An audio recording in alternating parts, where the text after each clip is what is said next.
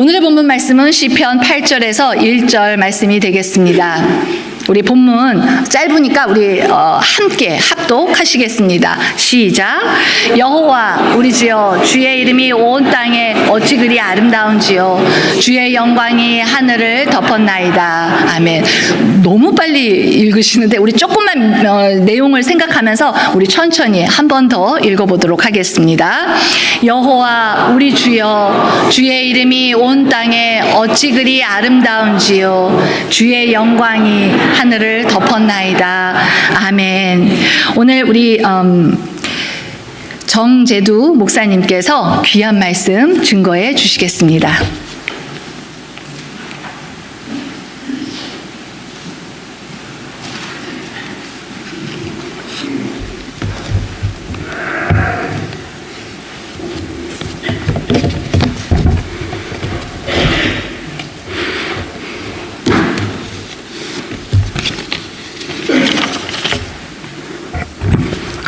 담임 목사님이 출타하시는 바람에 여러분들이 3주째 별식을 들고 계십니다. 오늘 저도 별식을 준비해가지고 왔는데 별식을 드시려면 조금 시간이 더 걸립니다.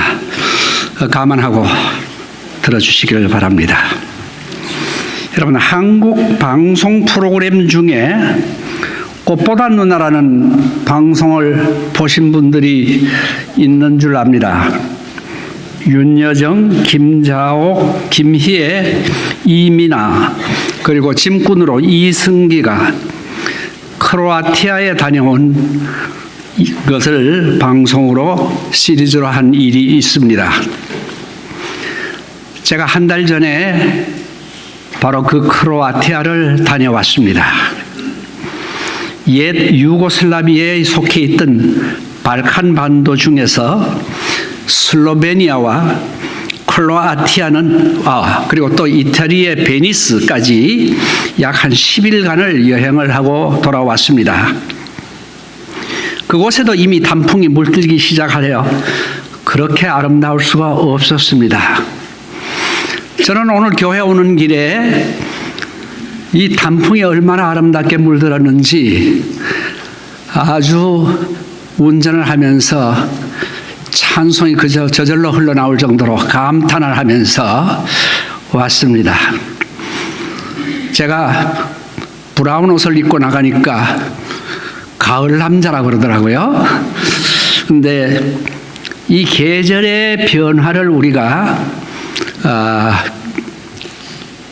시시각각으로 느끼면서 거기서 오는 하나님의 섭리를 생각하는 시간이 되었으면 합니다.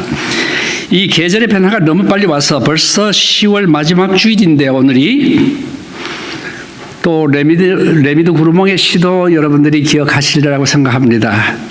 시몬 나무 잎새 져버린 숲으로 가자.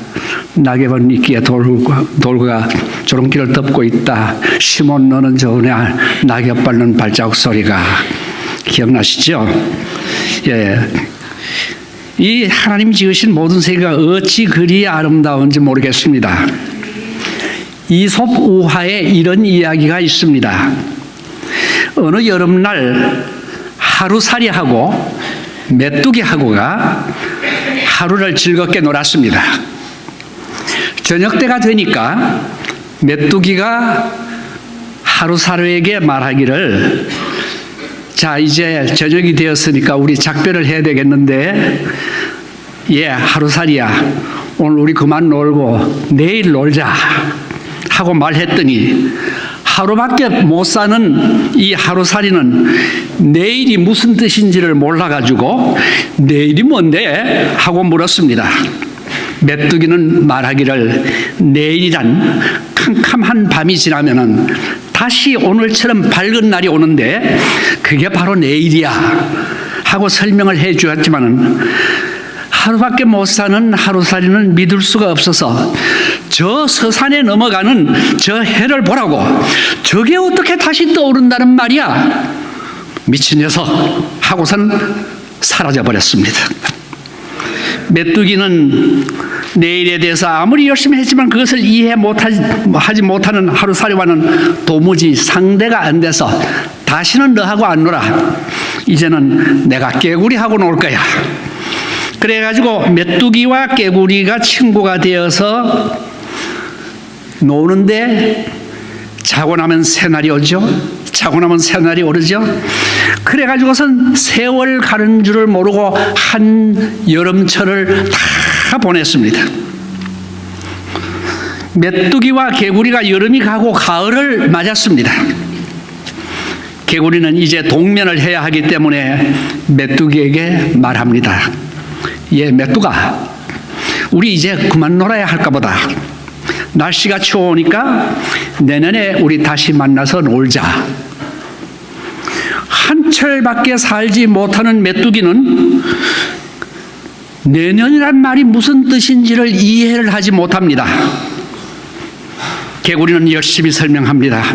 우리가 땅 속에서 긴 겨울을 지나고 나면은 새봄이 오는데 얼었던 물이 녹아서 다시 시냇물이 졸졸 흐르고 새들이 노래하고 온 산과 들이 다시 꽃이 피고 죽었던 나무에서 새순이 나는 그것이 내년이야. 사람들은 그것을 봄이라고 해. 그러나 여름 한철밖에 살지 못하는 메뚜기는 내년이란 말을 이해할 수가 없었습니다. 거짓말, 내년이 있다고? 개구리를 친구로 사귄 것을 후회를 했습니다. 어리석은 인간은 죽으면 그만이지 내세가 어디 있어. 한 번밖에 없는 일생인데 즐기다가 죽는 거야. 하나님이 도대체 어디 있어? 본 적도 없고 볼 수도 없는 신인데 믿으려 하지 않는 것이 어리석은 인간들입니다.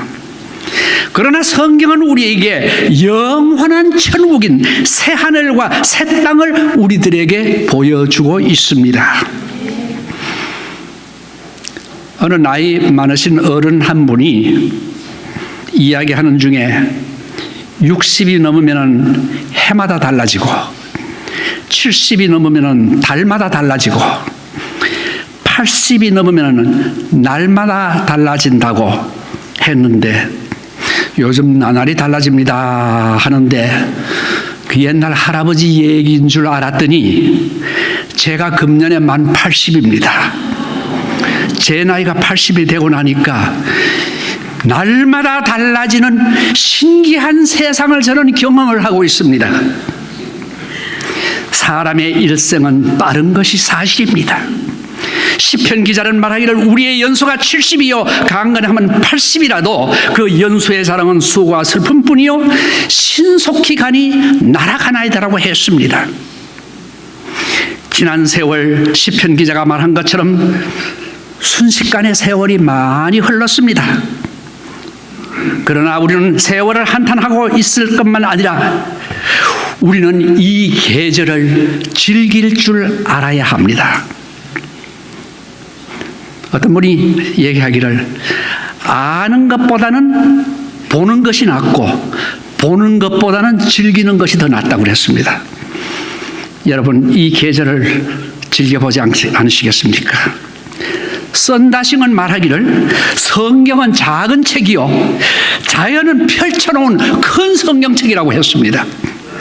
하나님의 사랑과 은혜가 이 온 우주에 지금 가득 차고 있습니다. 그것을 깨닫고 느끼는 자만이 시인이 되는 것입니다. 다윗은 유명한 시인이었습니다. 시편의 대부분이 다윗이 쓴 감탄시입니다. 오늘 본문에도 여호와 우리 주여 주의 이름이 온 땅에 어찌 그리 아름다운지요 하고 감탄을 합니다. 찬송가에도 주 하나님 지으신 세계 내 마음속에 그려보니 주님의 권능이 온 우주에 가득 찼다고 했습니다. 온 우주의 모든 생명체가 하나님의 사랑으로 가득 차 있는데 이것을 느끼는 자, 이것을 깨닫는 자만이 참된 행복을 누리는 것입니다. 우리가 온 우주의 모든 생명체가 하나님의 사랑으로 가득 차 있습니다. 아름다운 자연을 통해서 하나님의 사랑과 권능이 우주에 넘치는 것을 이 가을에 여러분 함께 우리 느끼시지 않겠습니까? 이사야 선지는 너희는 눈을 높이 들어 누가 이 모든 것을 창조하였나 보라고 했습니다. 저는 여행을 좋아해서 자동차로 미국 전국을 누볐습니다. 대륙 횡단 10번에 종단도 하도 많이 해서 셀 수가 없습니다. 차로 달리면서 너무나 아름다운 자연을 바라보면서 감탄시가 막 올라나옵니다. 찬송을 막 부릅니다. 참 아름다워라 주님의 세계는 부르다가 주 하나님 모든 세계 부르다가 눈을 들어 산을 보니 나의 도움 어디서 오나 부르다가 시간 부르다면 그다음 미천 떨어지면요. 그 다음에 제 나름대로 작사 작곡을 합니다. 제가 그렇게 해서 자연을 여행하면서 작사 작곡하는 것이 한 20곡 정도 됩니다. 오늘 그 중에 하나를 부르겠습니다. 이거는 작사자는 다윗입니다. 시편 121편인데 눈을 들어 산을 보니 눈을 들어 산을 보니 나의 도움 어디서 오나 천지 지으신 여호와께로다. 여호와께서 실족지 않게 하시며 너를 지키는 자 졸지 않으시고 낮에 너를 상치 않게 하시며 밤의 달도 너를 상치 않으리. 여호와께서 너의 출입을 영원까지 지키시리. 할렐루야 찬양하세 천지 지으신 하나님을. 할렐루야 찬양하세 도움 되시는 하나님을.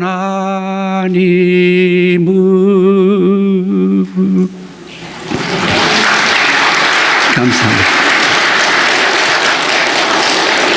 다윗은 이 시편 8편 1절에서 여호와 우리 주여 주의 이름이 어찌 그리 아름다운지요를 시작해서 이 시편 8편의 마지막 절에 똑같은 얘기를 되풀이합니다. 여호와 우리 주여 주의 이름이 어찌 그리 아름다운지요. 우리는 순리에 맞을 때 자연스럽다라는 말을 씁니다. 그런데 우리 인생에 부자연스러운 일이 얼마나 많습니까? 우리는 어김없이 찾아오는 계절의 순리에서 우리의 삶도 자연스럽게 사는 지혜를 배워야 할 것 같습니다. 조금 전에도 말씀드렸듯이 저는 은퇴 후에 많은 여행을 했습니다. 미국 국내도 많이 여행했지만은 유럽의 여러 수십 개국을 구경을 다 했습니다. 그러면서 가는 곳마다 수천 장의 사진을 찍어서 제 블로그에 올리고 있습니다. 한국에서나 미국에서 여행 정보를 얻으려고 인터넷을 찾다가 제 블로그를 많이 찾아옵니다. 지금 방문자 수가 15만 명입니다. 매일 60, 70명씩 들어와서 봅니다. 제가 이 이야기를 하는 이유는 제가 사진을 찍으면서 세상을 보는 눈이 달라졌다는 이야기를 하고 싶은 것입니다. 전에는 어디를 가나 무심히 보았던 세상을 사진을 찍을 거리를 찾다 보니까 새로운 것이 보이기 시작을 했습니다. 사진 뷰파인더를 보니 이것도 아름답구나. 뷰파인더를 보니까 저것도 아름답구나. 이렇게 아름다운 하나하나를 살피다 보니까 세상이 그렇게 아름다울 수가 없어요. 옛날에는 관광지를 한 번 갔던 것은 다시 가지를 않았습니다. 왜냐하면 거기 이미 구경 다 했는데 뭐 갈 필요가 없다고 생각을 했죠. 근데 사진을 찍기 시작하고 난 후에는 갔던 것을 또 가보고 싶습니다. 왜냐하면 그곳에 다시 가서 다른 각도의 사진을 또 한 번 찍어보고 싶은 생각이 들기 때문입니다. 이번에도 제가 여행을 하고 돌아온 슬로베니아, 크로아티아, 베니스 모두 4년 전에 제가 다녀온 곳입니다. 아내가 그때 일본 친정집에 가는 바람에 저 혼자 다녀왔는데 너무나 그곳이 아름다워서 언젠가 내가 아내와 함께 이곳을 다시 오리라고 다짐을 했었는데 이번에 마음 먹고 저 집사람하고 같이 그 아름다운 데서 가서 2200장의 사진을 찍어 왔습니다. 좋은 것을 다시 찾는 이유는 전에 미처 보지 못한 것을 찾아서 사진에 담고 싶기도 하고 같은 곳이라도 시간에 따라서 일기에 따라서 햇빛과 구름, 바람이 매 순간 다른 분위기의 사진을 만들어내기 때문에 또 가고 싶은 것입니다. 그래서 저는 같은 곳을 3번, 4번 가도 전혀 지루하지 않고 새로운 것을 보기 시작합니다. 사진기를 통하지 않고서는 볼 수 없는 세상이 보이기 시작을 했습니다. 여러분, 사진을 찍다 보면은 모르는 것을 알게 되는데 그것이 관심입니다. 관심을 가지고 살피면은 보이지 않던 것이 보이기 시작을 합니다. 우리 성도들 간에도 관심을 가지고 서로를 보기 시작하면은 그 성도의 안에 숨어있는 보이지 않는 것들이 보이기 시작합니다. 사진을 찍지 않으면 그냥 지나칠 텐데 사진을 찍다 보니 섬세한 관찰과 함께 아름다운 보물을 하나씩 발견해 나가는 기쁨이 내 안에 충만해집니다. 뿐만 아니고 그렇게 하나하나 찾아내는 아름다움이 모아지니까 내 주위에 아름다움이 가득하더라는 말입니다. 그런데 아무리 아름다운 세상이라 할지라도 그것을 보아주는 사람 그리고 그것을 사랑해주는 사람이 없으면 그것은 있으나 마나입니다. 아름다움은 아름답게 보아주는 사람이 있을 때 아름다운 것입니다. 그러므로 아름다움은 관계라고 말할 수 있습니다. 사람이 자연과 아름다운 관계를 맺을 때 자연이 아름다워집니다. 사람이 사람과 아름다운 관계를 맺을 때 사람이 아름다워집니다. 그런데 사람이 최고로 아름다워질 때가 언제인지 아십니까? 하나님과 아름다운 관계를 맺을 때입니다. 사람은 하나님과 아름다운 관계를 맺을 때만이 참된 행복을 누릴 수 있기 때문인 것입니다. 제가 만든 명언이 하나 있습니다.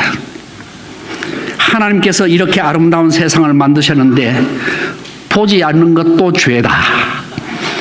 여러분, 자연 하나님 만드셨어요. 열심히 보세요. 안 보는 것도 죄입니다. 사진을 찍다 보면은요, 삐뚤어진 나무 가지도 예술품이 됩니다. 거친 파도도 작품이 됩니다. 왜일까요? 나무에 삐뚤어진 것 안에도 그 안에도 숨은 아름다움이 있다는 것을 카메라의 뷰파인더를 통해서 발견하기 때문인 것입니다. 이런 카메라의 뷰파인더를 보듯이 관찰하면은 내 가족, 내 친구, 사랑하는 성도들, 그 안에 숨겨져 있는 그 아름다움을 볼 수 있었고, 때로는 마음이 삐뚤어지고 때로는 파도처럼 거치는 사람이 있더라도 그 아름다움, 그 속에 숨어있는 아름다움을 발견할 수가 있는 것입니다.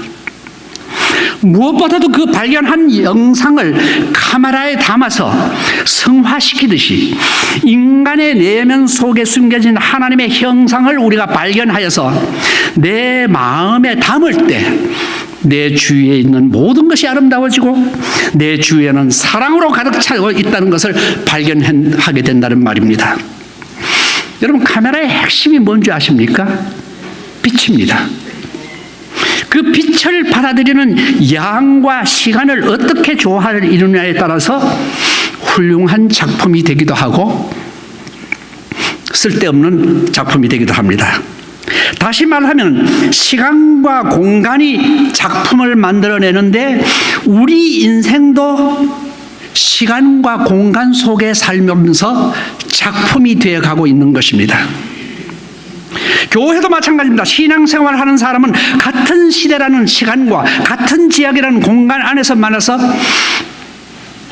사랑하는 평안교회 교인들 함께 어떻게 조화를 이루면서 어떻게 아름다움으로 가득 찬 교회와 세상을 만들 수 있는가. 이것이 하나님이 우리들에게 원하시는 작품입니다. 예수님께서 말씀하시기를 나는 세상의 빛이니 나를 따르는 자는 어둠에 다니지 아니하고 생명의 빛을 얻으리라고 요한복음 8장에 말하고 있습니다. 요한 1서에는요 3가지를 강조하고 있는데 그것이 빛으로 오신 예수님, 사랑으로 오신 예수님, 생명으로 오신 예수님에 대해서 말씀하고 있습니다. 이 3가지가 우리의 삶을 바꿔놓습니다. 우리의 신앙생활에도 아름다운 이야기가 있어야 아름다운 삶을 살 수가 있습니다. 교회는 하나님이 세상을 이처럼 사랑하사 독생자를 주셨으니 하나님의 독생자 예수를 믿으면 누구든지 멸망하지 않고 영생을 얻는다는 이 가장 아름답고 가장 훌륭한 이야기를 나누는 공동체가 교회입니다. 여러분 재미있는 꽃노래도 3번 이상 들으면 야 듣기 싫어 똑같은 소리 그만해 합니다. 하지만 복음의 기쁜 소식은 들으면 들을수록 더 달고 맛이 있습니다. 그래서 찬송에도 달고 오묘한 그 말씀, 생명의 말씀은 귀한 그 말씀 진실로 생명의 말씀이 나의 길과 믿음 밝히 보여주니 아름답고 귀한 말씀이 생명샘이라고 했습니다. 신앙생활 하다가 시험을 당한 이야기가 꼬바라진 나무에서 찾은 작품입니다. 신앙생활 하다가 거친 파도에 휩쓸리듯이 힘들었던 이야기가 시련을 넘어선 믿음의 작품 이야기입니다.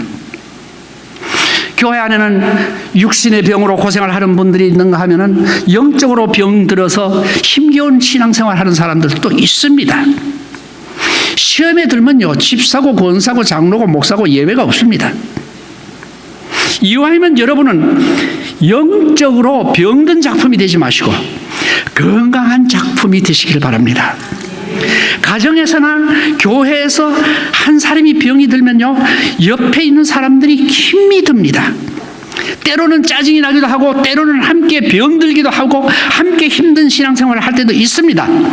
하지만 하나님은 병든 자와 시험에 든 자를 통해서 고난을 승리로 이끌어 주시고 성숙한 신앙이 되게 하시며 죽음을 통해서 부활을 경험하게 하시는 것입니다. 나이 든 사람만 세월이 흘러가는 것이 아니라 젊은이들도 세월이 빨리 흘러갑니다. 과거 농경시대는 세월이 천천히 흘러 어제나 오늘이나 변화의 차이를 모르고 살았습니다. 그러나 농경사회에서 기계산업사회, 정보산업시대를 거쳐서 이제는 4차 산업사회에 접어들면서 인공지능 시대에 살면서 너무나 빠르게 돌아가는 세상 속에서 따라잡을 수 없는 그런 세상 속에서 우리가 살고 있습니다. 인간이 만든 로봇이 인간과 교감을 하는가 하면은 인간이 하는 일들을 다 빼앗아가고 있는 그런 시대입니다. 이런 시대에 젊은이들은 그래도 따라가는데 연세가 드신 분들은 급속도로 변해가는 시대에서 세월을 따라잡을 수가 없습니다. 이민 초기에는 언어의 장벽, 문화의 장벽 가운데서도 힘들게 일하면서 1965년에 이민법이 개면서 한국인들이 미국에 대거 이민을 오면서 교회를 개척하고 없는 길을 만들어가면서 힘들어해서 교회를 세우고 기초를 세우고 하는 희생을 다 했던 분이 지금 연세 드신 분이 하신 일들입니다. 그런데 세월이 흘러가면서 어찌 되었는지 교회들마다 2세들을 양육해야 된다는 데만 신경을 쓰고 노인들이 소외되기 시작해서 교회 열심히 신앙생활을 하다가 교회를 나가지 않는 사람들이 지금 많이 있습니다. 다행히 우리 평안교회 어르신들은 그래도 신앙생활을 꾸준히 이렇게 잘하고 계시는 것이 얼마나 아름다운지 모르겠습니다. 찬송가도 30분을 세워놓고 노인들을 세워놓고 엇박자로 따라갈 수도 없는 엇박자 노래만 불러대니까 너무 힘이 들어가지고 그래서 교회를 외면하는 사람들도 나오고 있는데 이제 2세들을 위해서 교회가 할 일이 많은 것은 해야 하고 당연한 일이지만은 하늘나라를 가실 분들을 위한 준비하는 일도 교회가 해야 할 줄 압니다. 단풍잎이 아름답게 물들어가듯이 인생의 석양기에 들어선 노인들은 남은 생을 단풍잎처럼 곱게 장식할 수 있도록 준비시키는 일, 하나님 앞에 부끄럼 없이 설 수 있도록 준비시키는 일을 교회가 해야 한다고 생각합니다. 하나님께서는 우리에게 풍성한 감성을 주셔서 하나님의 말씀과 아름다운 자연을 통해서 우리를 감동하게 하시고 다윗처럼 시로 하나님을 찬양하게도 하시고 그림을 통해서도 또 음악을 통해서도 하나님을 높고 위대하심을 찬양하게 하시는 다양한 넓으신 하나님인데 우리의 신앙이 잘못하다가는 외골수가 되어서 하나밖에 모르는 그런 신앙이 될 때 참 자유함을 잃어버리는 신앙생활을 하는 분들도 있는 것을 보게 됩니다. 카메라에는 망원 렌즈와 광학 렌즈가 있습니다. 영어로는 줌 렌즈와 와이드 앵글이라고 그러는데 멀리 있는 것을 끌어당겨서 보는 렌즈가 있는가 하면은 넓게 찍는 광학 렌즈가 있습니다.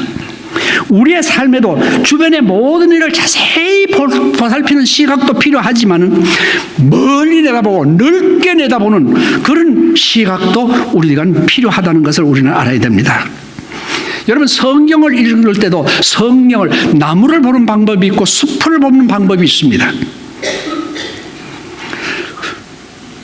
우리가 하나님의 말씀 속에서 그 오묘한 진리를 성경 구절 하나하나를 꼬치꼬치 따지면서 발견할 수도 있지만은 자연으로 뛰어나와 가지고 하나님의 그 섭리와 권능이 우주에 꽉 찬 것을 경험할 수도 있습니다. 사진을 찍지 않는 사람은 사진 이야기를 할 수가 없습니다. 하나님을 만나보지 못한 사람은 하나님의 사랑 이야기를 할 수가 없습니다.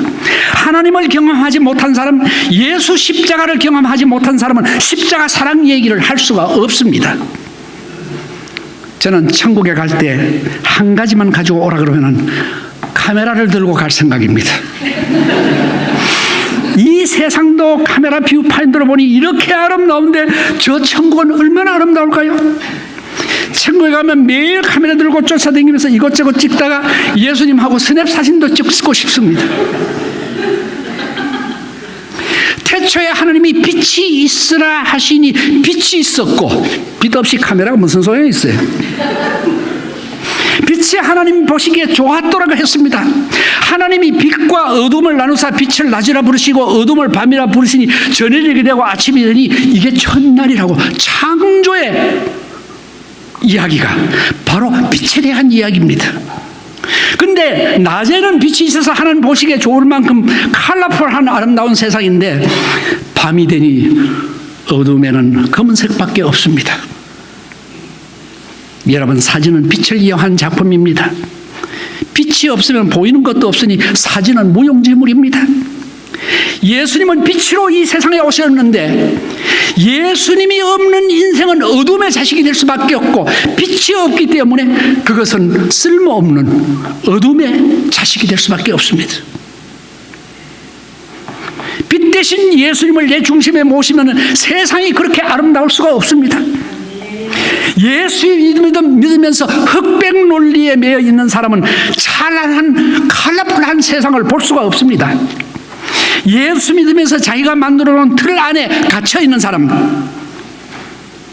그 틀 안에 자기만 갇힐 뿐만 아니라 다른 사람도 거기 들어와야 살 길이 있다고 자기 주장만 고집하는 사람들, 심지어는 자기가 만들어 놓은 틀 안에 하나님까지 가두려는 사람들도 신앙생활하는 가운데 종종 있습니다.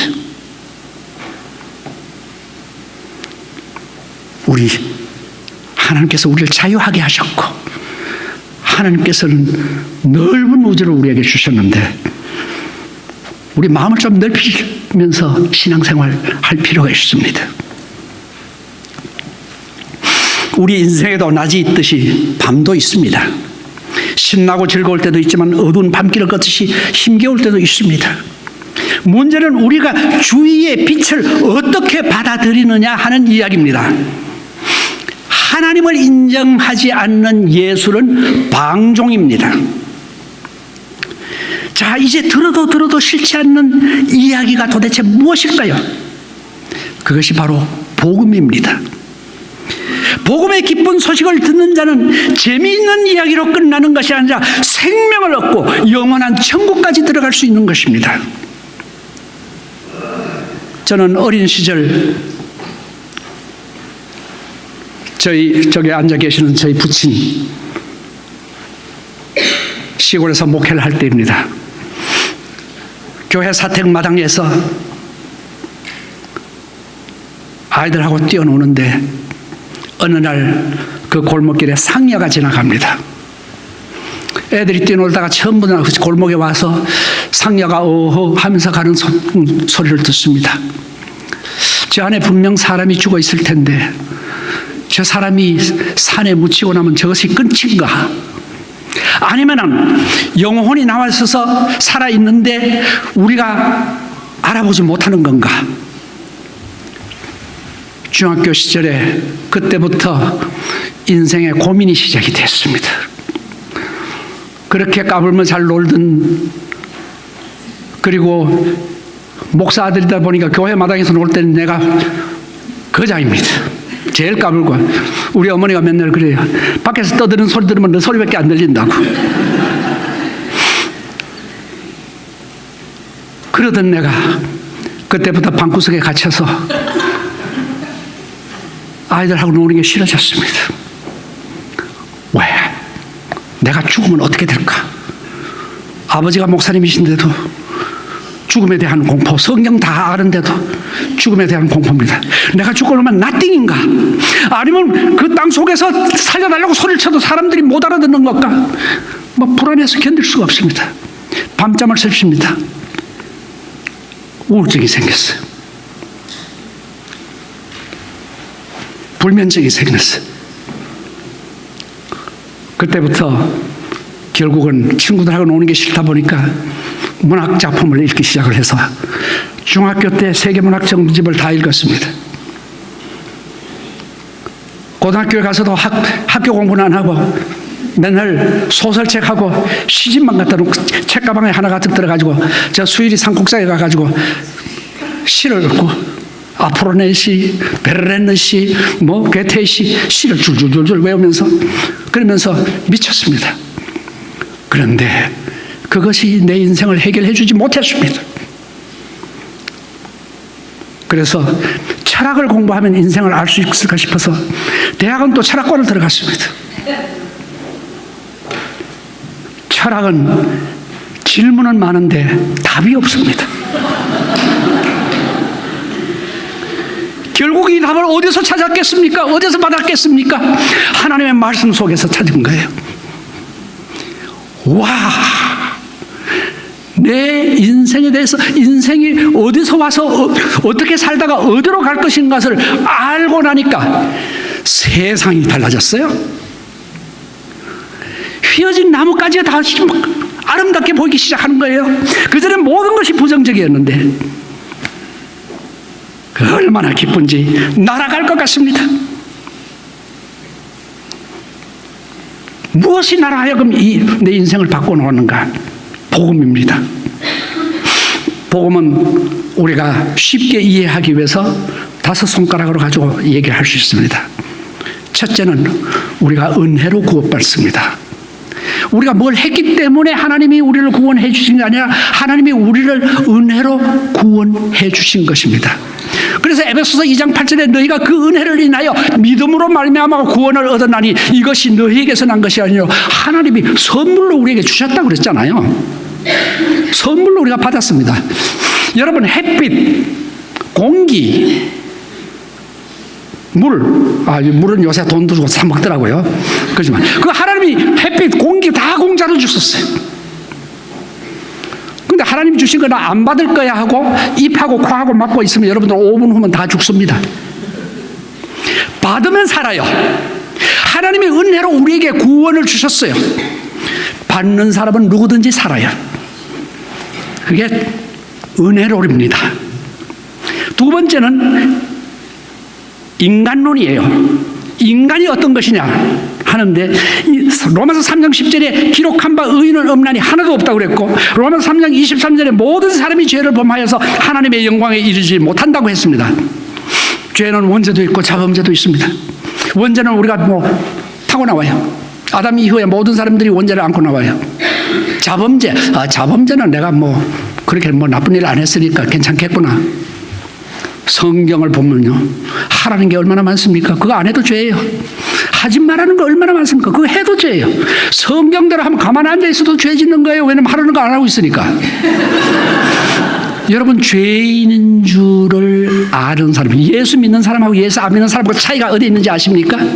예수 믿는 사람도 죄인이고 예수 안 믿는 사람도 죄인인데 예수 안 믿는 사람은 자기네들이 아직도 죄인인 줄 모르는 사람이고 예수 믿는 사람은 자기가 죄인인 줄 깨달은 사람들이에요.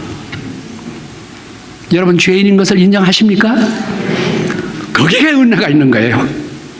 그래서 예수님 뭐라고 했어요? 내가 병든 자에게는 의사가 필요하고 건강하게는 의사가 필요 없듯이 내가 이 세상에 온 것은 의인을 위해서 온 것이 아니라 죄인을 위해서 왔다고 그랬지 않습니까? 인간론, 죄론입니다. 세 번째가 하나님론입니다. 하나님은 속성 중에 여러 가지 있지만은 크게 두 가지로 나누면 공의의 하나님과 사랑의 하나님이에요. 의로운 하나님은 우리가 죄인이기 때문에 죄의 값은 사망이에요. 벌 받아야 돼요. 우리는 벌 받으면 뭐예요? 죽음이에요. 죽을 수밖에 없어요. 그런데 하나님은 다행히 사랑의 하나님이에요. 우리를 영원 지옥 형벌에 보내는 걸 원하지 않으세요. 사랑하세요. 그러나 죄 있는 죄로 그대로 받아줬다고는 어떻게 돼요? 사랑의 하나님은 되지만 의의 하나님이 안 되잖아요. 우리를 벌하면은 공의의 하나님은 되지만 사랑의 하나님이 안 되잖아요. 근데 하나님은 올마이티가 전능하신 하나님이 이 문제를 기가 막힌 방법으로 해결하셨어요. 그게 네 번째 얘기입니다. 예수 그리스도를 통해서 이 문제를 해결하셨어요. 예수 그리스도가 바로 우리의 모든 죄를 대신해서 앞으로 이 지구의 종말이 올 때까지 태어날 모든 사람의 죄를까지도 다 합해가지고 죄를 지시고 십자가에 못 박혀 죽으셨어요. 죄값을 치르셨어요. 텔레테스타이, 죄값을 치르고 죽으셨어요. 그러면서 우리에게 다섯 번째, 그 너희를 위해서 구원하기 위해서 죽어준 그 예수를 믿기만 해라. 그러면 내가 누구든지 구원 다 시켜주마. 이게 성경에 나오는 핵심적인 복음의 말씀입니다. 착한 일 많이 해서 구원받는 거 아니에요. 천없는 죄인들라도 구원받을 수 있습니다. 이 복음을 우리가 들고 있다는 것이 얼마나 큰 축복인지 여러분 아십니까?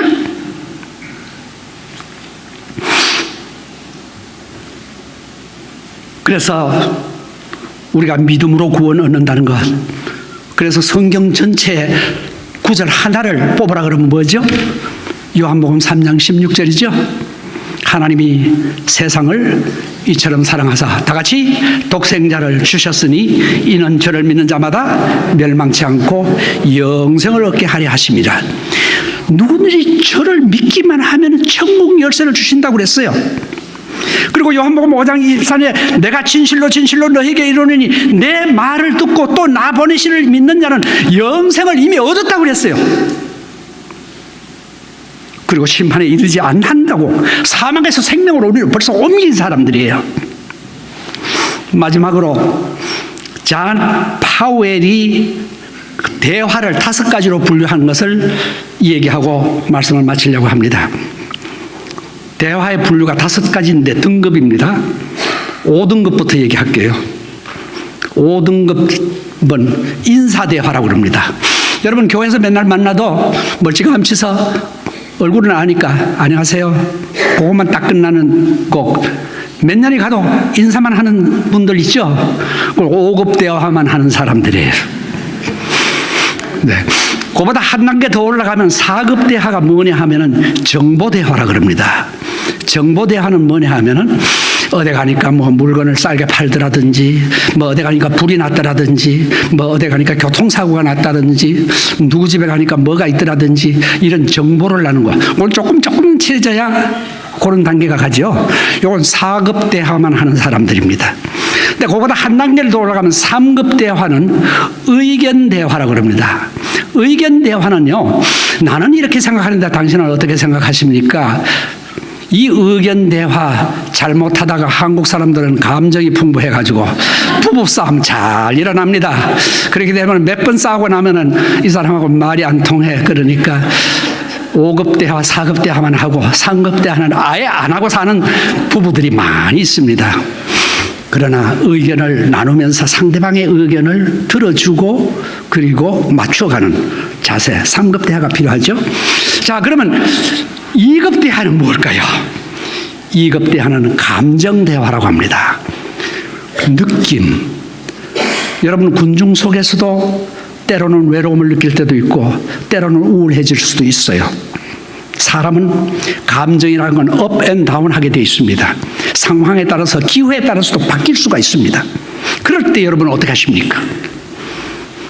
그 감정을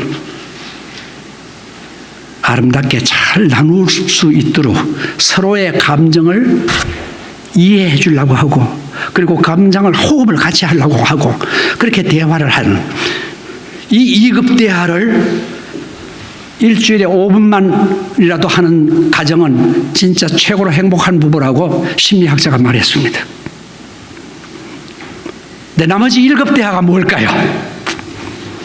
1급 대화는 여러분 마주보고 하는 대화가 아니라 서로가 나란히 서서 저 멀리 지평선에 지는 해를 바라보면서 저 석양을 바라보면서 우리의 미래, 죽음 이후의 세계, 하나님의 나라 이야기까지 함께 동행하는 이야기를 나누는 차원 높은 이야기.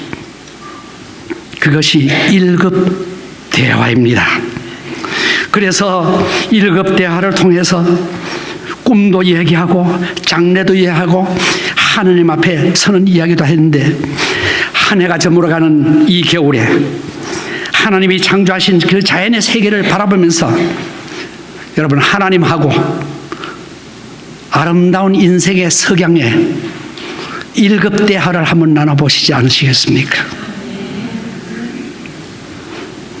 하나님의 축복과 은총 속에서 영원한 소망의 지평선을 바라보면서 아름다운 인생의 여정을 즐기시는 여러분들이 되기를 주의 이름으로 축원합니다.